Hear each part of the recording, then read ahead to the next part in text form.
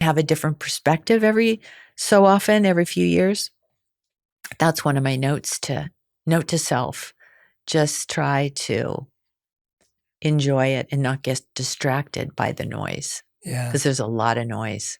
That's such a great note. And hearing it from your wisdom and years of experience, it feels different when I'm sitting with you and I'm listening to it. It feels different hearing it from you. And you were making me think about, there's a meditation practice that I love that I practice when I feel I'm disturbed by the noise. Mm-hmm. And it's really simple. It's called 5, 4, 3, 2, 1.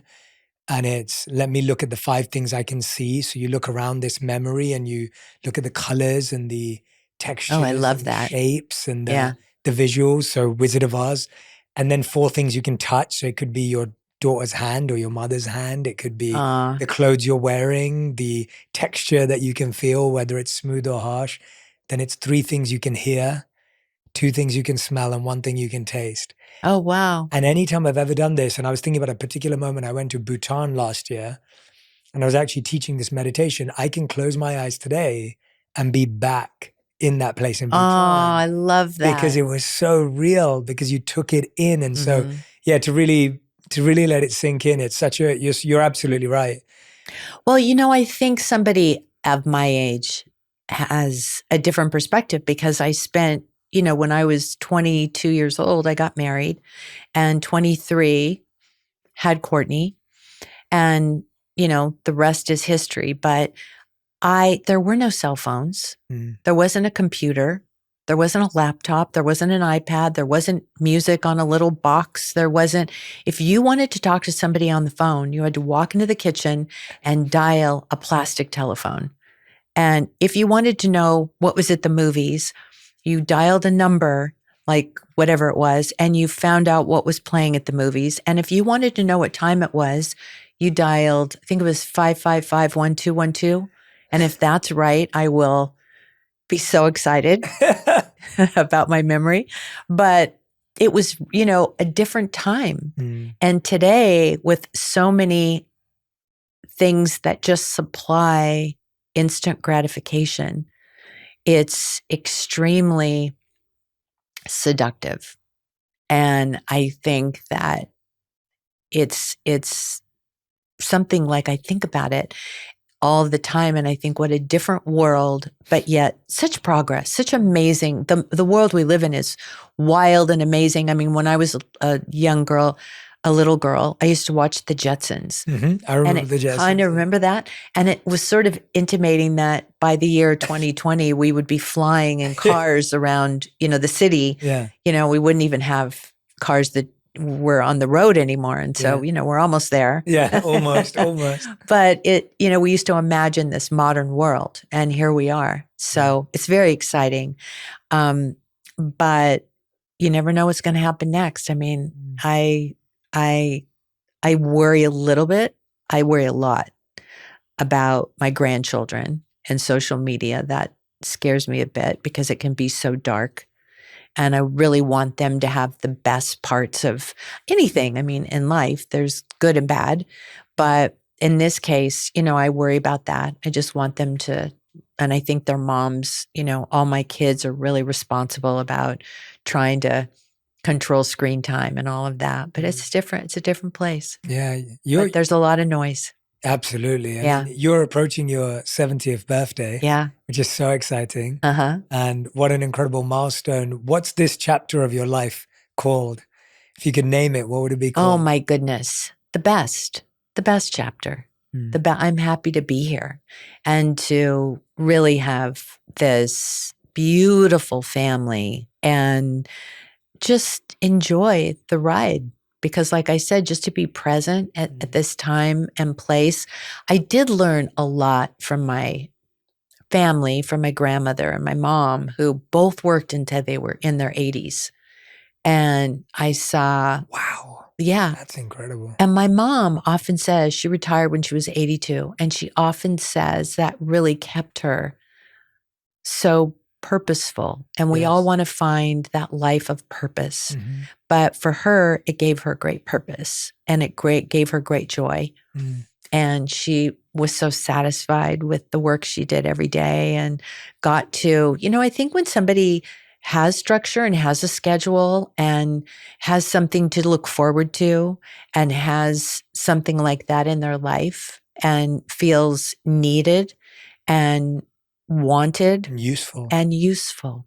And that's a very good feeling. And I think that's the road I'm going to go down. I just want to, be So you're not there. retiring anytime soon. This is Never. yeah. Never. No. I love what I do.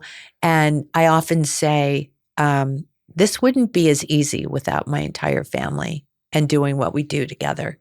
Because, there's a lot of people out there that have, a job in entertainment or in the media or whatever it is, and they have a big career and they do it by themselves, and they're the only one in their family who has that kind of a career, that kind of a job.